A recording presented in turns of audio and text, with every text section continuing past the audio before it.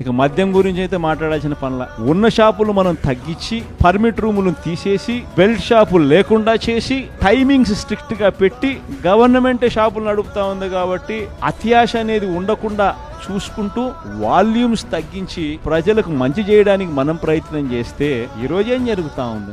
తిరువూరు పట్టణంలో అధికారికంగా 4 మద్యం షాపులకి అనుమతి ఉంది. కానీ ఈ 4 మద్యం షాపుల యజమానులు పట్టణంలో దాదాపు 35 నుంచి 40 బెల్ట్ షాపులు నడుపుతున్నారు. కాబట్టి తిరువూరు పట్టణంలో ఉన్న 4 మద్యం షాపుల లైసెన్స్ రద్దు చేయాలని ఇప్పటి వరకు మహిళలు ఎంతో మంది నా దగ్గరకు వచ్చి మదర్ రోడ్ లో గానీ మిగతా ప్రాంతాల్లో గానీ, ఇప్పుడు ఈ వైన్ షాప్ చూడండి, చుట్టుపక్కల అన్ని నివాస గృహాలు, సాధారణ కుటుంబాలు ఉండే ప్రాంతం. సో బస్ స్టాండ్ ఈ గేట్ లో నుంచి వచ్చే వాళ్ళందరూ ఇటే వస్తారు.